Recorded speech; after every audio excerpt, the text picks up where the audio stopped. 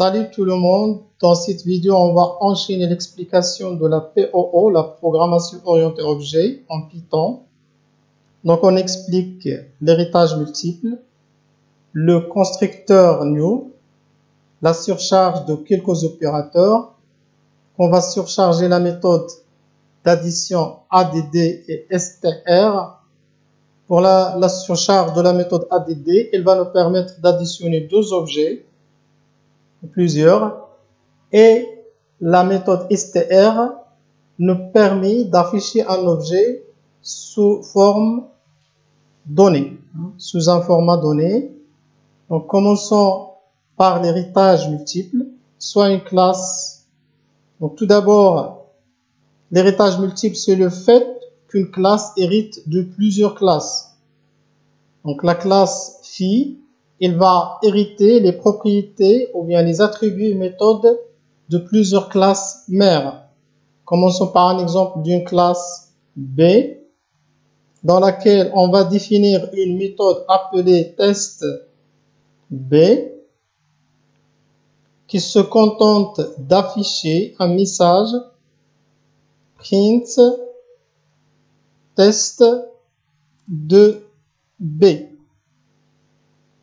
Donc c'est un exemple didactique à titre illustratif, soit une autre classe C qui va également afficher un message, donc test C, self, print, test 2C. Définissons une troisième classe D qui va hériter ces deux classes. Donc, pour l'héritage, on ouvre parenthèse et on écrit les classes mères. Première classe B, puis C. Avec cette écriture, notre classe D, elle aura la possibilité d'hériter les attributs et les méthodes de la classe B et C. Définissons également une méthode appelée test D au sein de cette dernière classe et qui affiche un message également test 2D. Donc si on définit un objet de type D, D égale comme ça, et on fait appel à notre classe, à notre méthode test D, donc D.test. Vous voyez ici que nous pouvons faire appel aux trois méthodes, test B, test C, test D, puisque la classe D hérite les deux méthodes des classes mères. Si on écrit par exemple test C, on peut également écrire D.test B et D.test D. Exécutons notre programme. Voilà, donc on a affiché test de B, test de C et test de D. Notre classe phi, il a hérité les deux méthodes des classes mères. Maintenant, si on va donner le même nom aux méthodes au sein des classes, test, voilà, test, et définissons une troisième classe, une autre classe, par exemple classe A, dans laquelle on définit une méthode test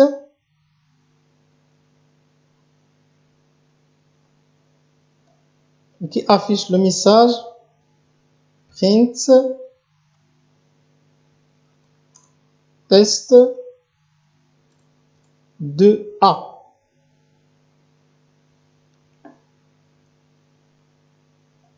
Maintenant, si on écrit tout simplement, comme vous voyez ici, on a plusieurs méthodes, 4 méthodes. Une méthode au sein de A, une autre au sein de B, de C et de D. Donc, ces 3 méthodes ont la même nom. Donc, on a surchargé une méthode test au sein des classes phi. Et dans ce cas, on parle du polymorphisme. Si la classe B hérite la classe A, comme ça, et la classe C hérite également la classe A, alors comment on pourra, si vous voulez, faire appel à ces différentes méthodes? Qu'est-ce qu'on va choisir? Comment Python, il va choisir un ordre pour faire appel à ces différentes méthodes. Si on écrit des points test, comme ça, normalement, Python, il va faire appel, il va commencer la recherche dans la classe courante, donc dans la classe D. Donc, il va afficher test de D. Voilà, test de la classe D. Donc, si on écrit ici A, test D, normalement, il va chercher dans la classe D, il ne va pas trouver une méthode appelée test, il va donc continuer la recherche en montant. Donc, il va chercher dans la classe B, est-ce qu'il y a une méthode appelée test? Normalement, il va trouver la classe, dans la classe B, une méthode appelée test et il va afficher test de B. Après, il va arrêter puisque la recherche est fructueuse. Alors, si on exécute test de B. Si dans B, il ne trouve pas la méthode test, si on change le nom de B, donc il va enchaîner et il va trouver dans la méthode C. Dans la classe C, il va trouver la méthode test. Voilà, test de C. Si il ne trouve pas test dans C, il va remonter jusqu'à la classe A.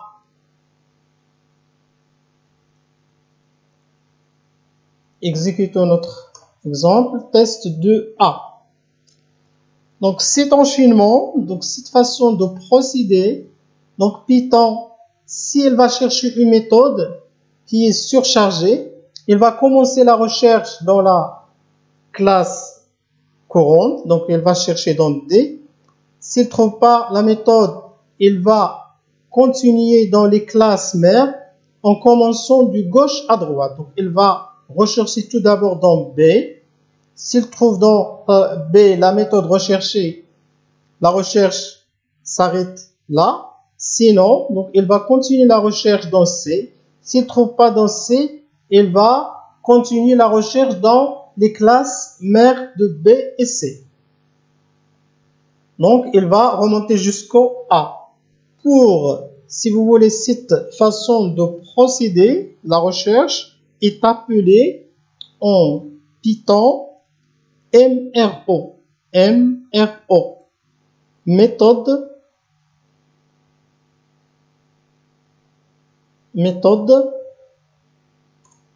Resolution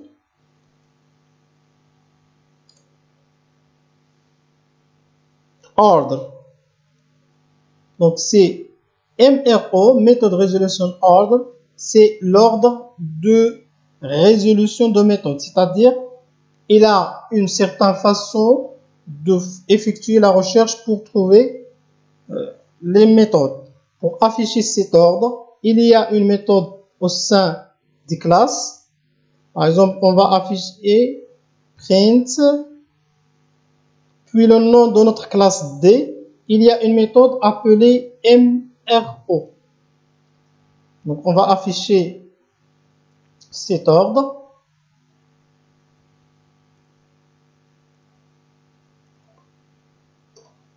Donc, voilà ici l'ordre. Donc, il va rechercher dans D, puis B. S'il ne trouve donc pas dans B, il va rechercher dans C, et enfin dans A. Et s'il ne trouve pas dans A, il va rechercher dans la classe générique object. Donc ça, c'est l'ordre de résolution des méthodes en Python.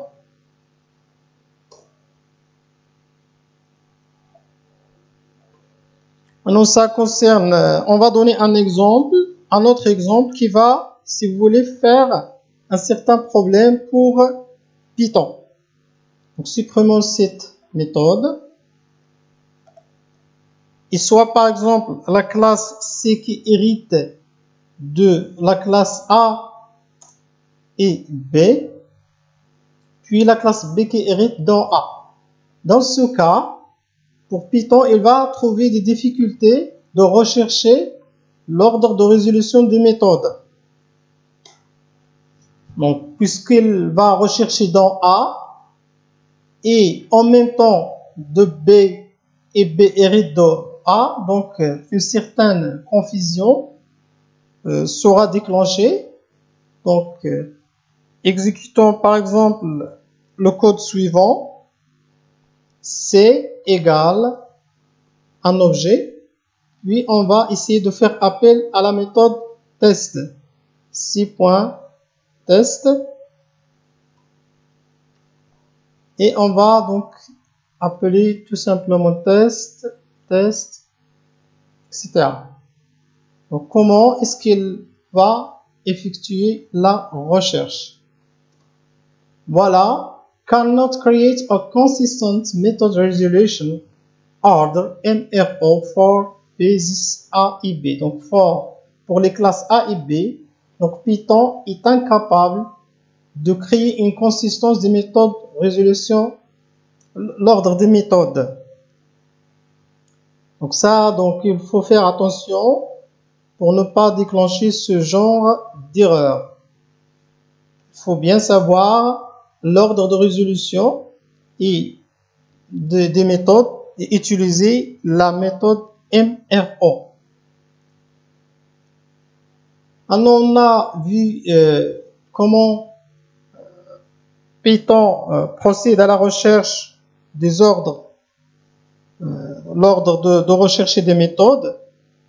Et dans la vidéo précédente, on a parlé que il faut, quand on fait appel à la classe mère, il faut effectuer un appel explicite de l'initialiseur.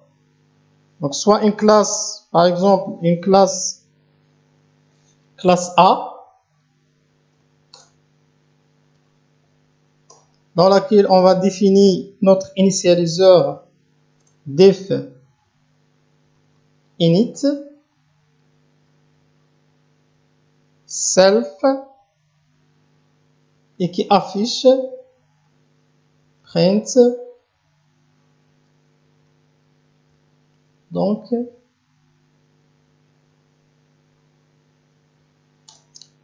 A. Donc c'est l'initialiseur de la classe A. Définissons une autre classe B qui hérite A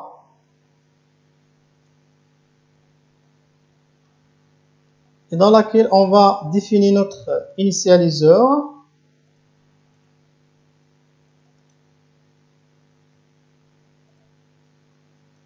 B.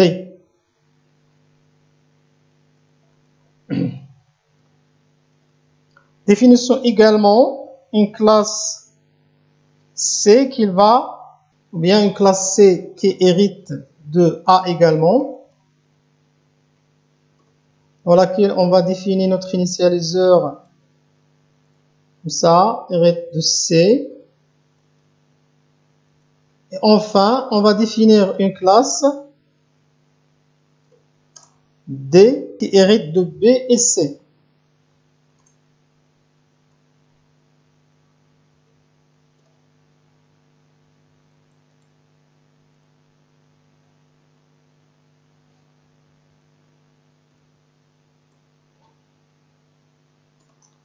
Si on définit un objet de type D, on construit un objet, donc D, comme ça, et on exécute notre programme pour voir le résultat.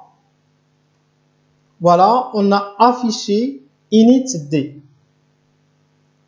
Donc, même si D, donc dans D, donc on a défini un constructeur et on a une classe mère B, il va rechercher dans B, puis il va hériter C et B hérite A et C hérite A. Normalement, on n'a pas exécuté les initialiseurs des classes mères. Donc pour cela, on doit faire un appel, si vous voulez, direct à l'initialiseur. Donc on doit utiliser la méthode super pour appeler la classe mère et l'initialiseur de cette classe. Comme ça. Alors, si on exécute le code, normalement, on va exécuter l'initialiseur de la classe D et on va faire appel à l'initialiseur de la classe mère, à savoir B. Et on va afficher init D et init B.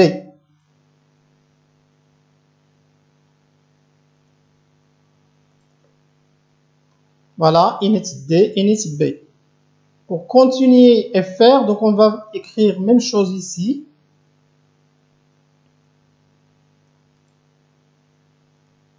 Dans la classe C,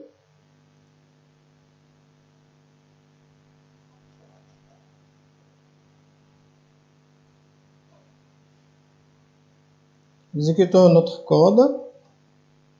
Non, donc normalement, on va le mettre dans la classe B, puisque la classe C, elle est considérée comme une classe mère de B. Même si C n'hérite pas de B, mais l'ordre, normalement, on va rechercher dans B, puis la classe supérieure sera la classe C. Donc, on va mettre le code ici, dans B, pour appeler l'initialiseur de la classe C.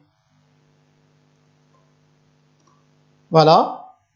Et pour exécuter l'initialiseur de la classe A, on va mettre ici le code.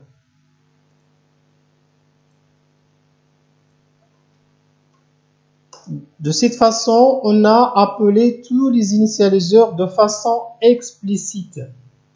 Il faut toujours, si vous voulez appeler l'initialiseur de la classe mère, utilisez la méthode super pour appeler la classe mère et le constructeur ou bien l'initialiseur de cette classe. Pour s'assurer de cet ordre, donc on a vu l'ordre ici, donc on commence par D, B, C et A. Pour cela, on va appeler la méthode MRE. Print, puis le nom de notre classe D, point MRO. On va enregistrer. Voilà, donc D, donc on continue, on commence par D, puis B, C et enfin A.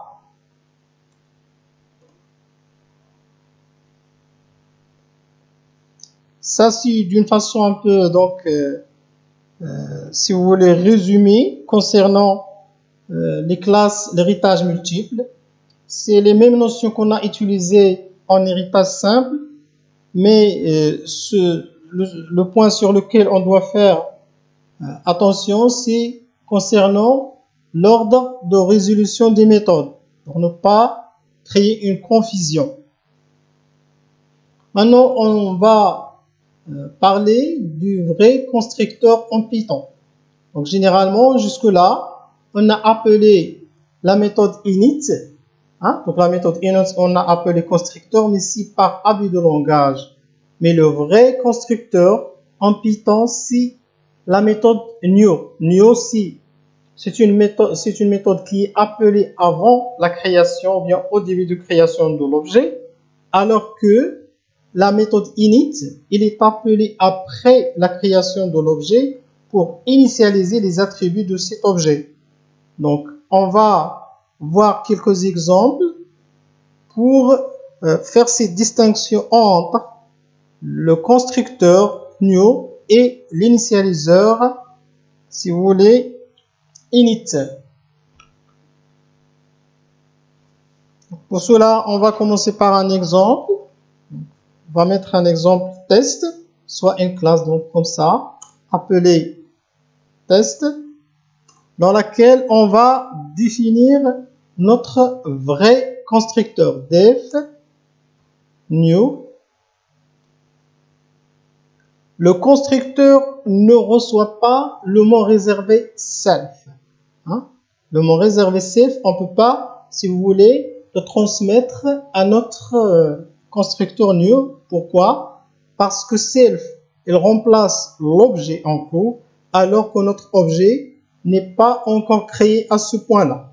Donc, on va mettre un autre, si vous voulez, paramètre, c'est CLS. Hein? Ce paramètre, il remplace la classe et non pas l'objet. Donc, notre constructeur reçoit le paramètre CLS et non pas l'objet. Donc, on va afficher un message print, comme ça, création, hein, donc création de l'objet. Ou bien tout simplement création. Maintenant, on va définir également notre initialiseur, diff init. À ce point-là, on peut passer notre mot réservé ou bien le mot, la variable self qui remplace l'objet. Parce qu'à ce stade, l'objet, il est créé. Print un message, donc initialisation. Voilà. Et enfin, on va créer un objet de type test.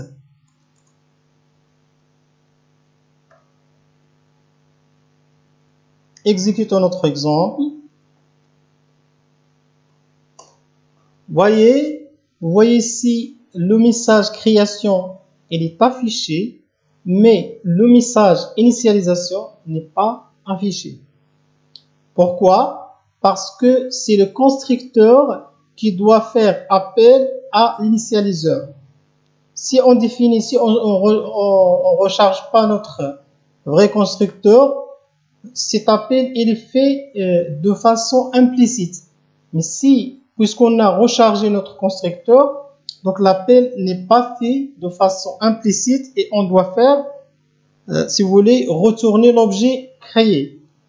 Donc on doit, à ce stade-là, écrire le mot return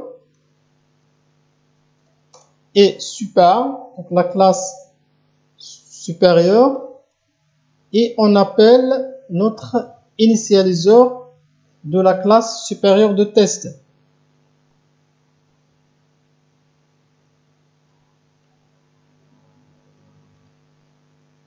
Et on va lui passer la variable CLS, hein, le nom de notre classe. Dans ce stade-là, donc on va appeler notre initialiseur. Donc on verra certains problèmes ici. Voilà, donc c'est pas init, hein, donc ici, pardon, c'est pas new, donc c'est le constructeur de notre, on doit faire appel parce que le constructeur de la classe mère qui fait appel directement à l'initialiseur. Voilà, création, initialisation. Ici, on retourne l'objet créé. Continuons à notre exemple plus illustratif. Classe test, personne par exemple.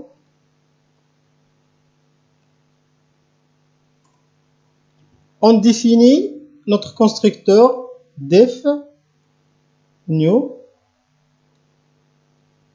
On va lui passer CLS et non pas self.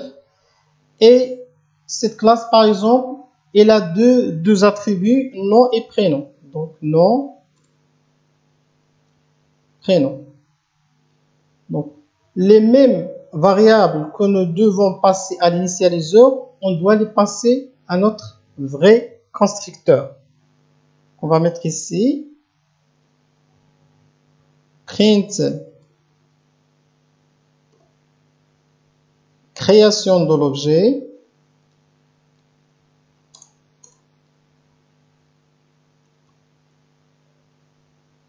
puis on va retourner l'objet créé. Return. Super.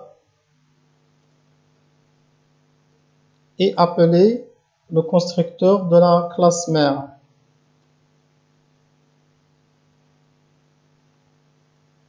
On va lui passer CLS.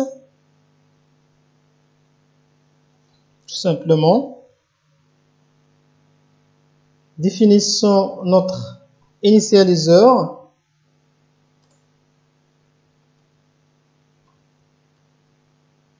À ce point, on peut lui passer self, puisque l'objet est créé. Les mêmes paramètres qu'on a passés à notre constructeur, on doit les passer à notre initialiseur. Nom, prénom. On va afficher un message print pour voir l'ordre d'exécution. Initialisation.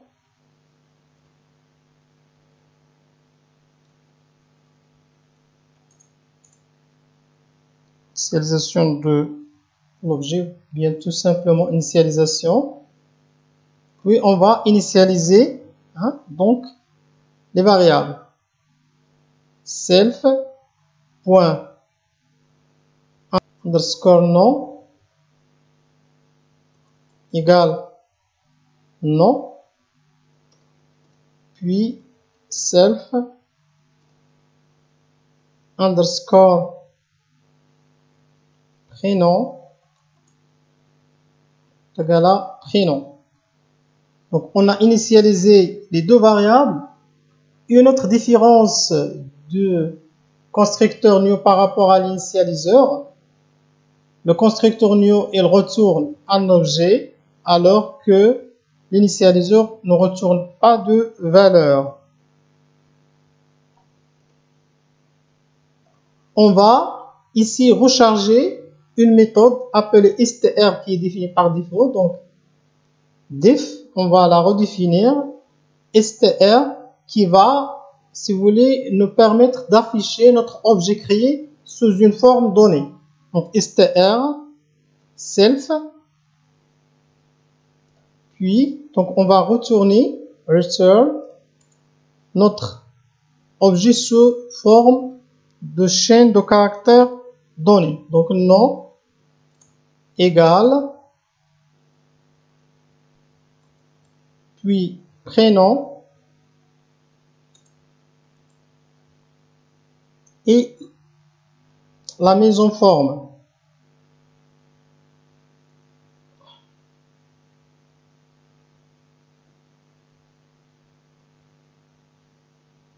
Format, on va passer ici self.nom et self.prénom.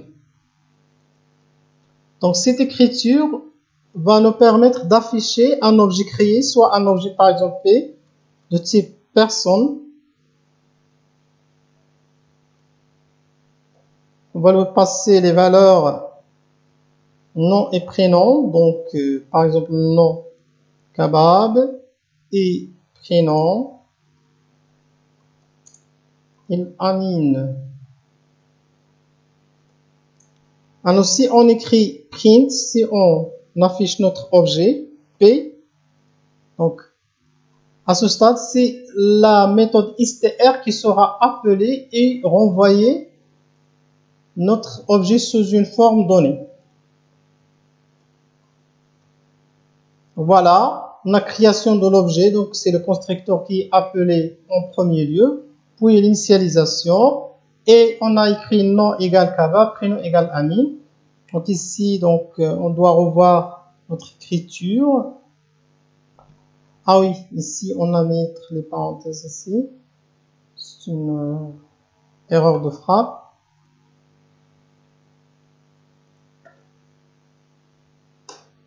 Voilà, donc nom égale Kaba, prénom Amine. Donc c'est la classe str qui est appelée de façon directe quand on a utilisé print P. grâce à la mise en forme. Ça, c'est une recharge de la méthode str. Maintenant, on voit, si vous voulez, une recharge d'un opérateur, de l'opérateur addition. Donc, si on a deux objets différents et on veut, si vous voulez, faire l'addition de ces deux objets, donc, en POO, il y a la possibilité de recharger des opérateurs d'addition, soustraction, etc. Plusieurs opérateurs. Donc, on commence par des exemples simples. Dans cette vidéo, on a vu la recharge de la méthode str et on aura, si vous voulez, l'opérateur addition pour pouvoir effectuer l'addition de deux objets d'une classe donnée. Soit par exemple une classe qui va permettre de définir un vecteur constitué de deux points, donc soit classe, appelé vecteur, deux dimensions, 2D. On va définir notre initialiseur que nous appelons par habit de langage constructeur, init, self, et qui reçoit, si vous voulez, deux valeurs. Donc la valeur de x, donc x égale 0, puis y égale 0, ce sont deux valeurs par défaut. On va initialiser self.underscore x égale à x, puis self.underscore y égale y. On a initialisé les deux variables de notre vecteur x et y. Donc on va surcharger notre méthode d'addition qui va nous permettre d'additionner deux objets de type vecteur. Pour cela, on va définir la méthode add qui reçoit en premier lieu self, puis voilà. Et le deuxième paramètre, c'est second. C'est le second membre de notre addition.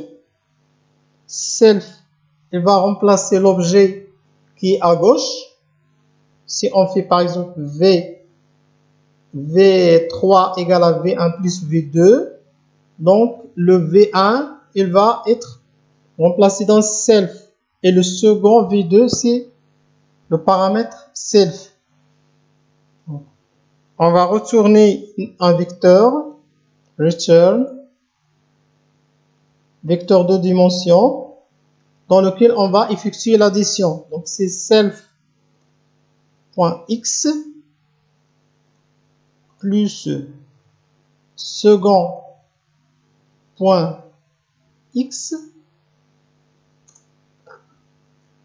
Après, donc l'ordonnée c'est self.y plus second.y underscore y. Si on a oublié de mettre underscore, puisque self,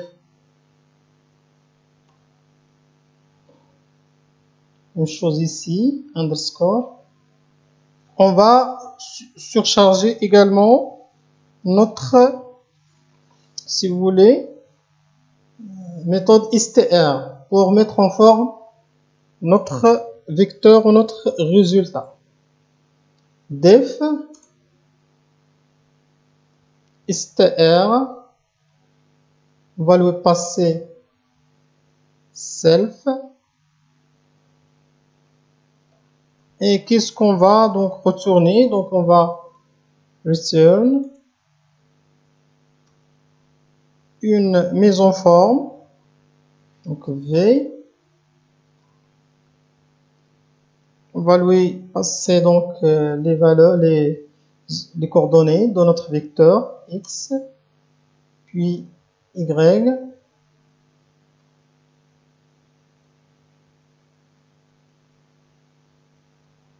format self.x et self.y.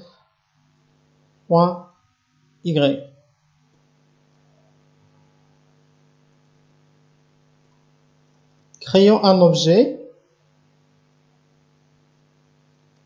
comme ça, V égale à V1, par exemple premier vecteur, V1 égale à vecteur de 10 dimensions avec les coordonnées 5,3.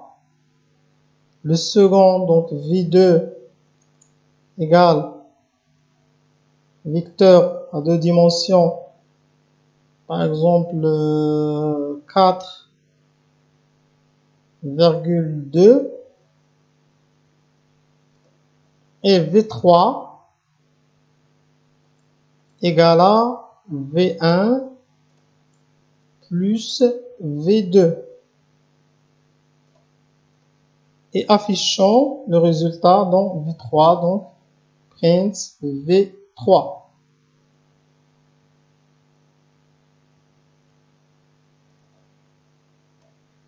Voilà, donc notre vecteur, donc il a les coordonnées 9 et 5. Voilà, 5 du premier vecteur plus 4 c'est 9 et 3 plus 2 c'est 5. Donc on a pu recharger notre addition de telle sorte qu'on a pu, si vous voulez, effectuer la somme de deux vecteurs. Et on avait mis, donc les deux vecteurs, ce sont deux objets. On a pu, si vous voulez, faire l'addition de deux objets de type vecteur et on a affiché le résultat sous forme d'un vecteur, c'est-à-dire V entre parenthèses les coordonnées. Voilà, cette vidéo touche à sa fin. Je vous remercie pour votre attention et à une prochaine vidéo.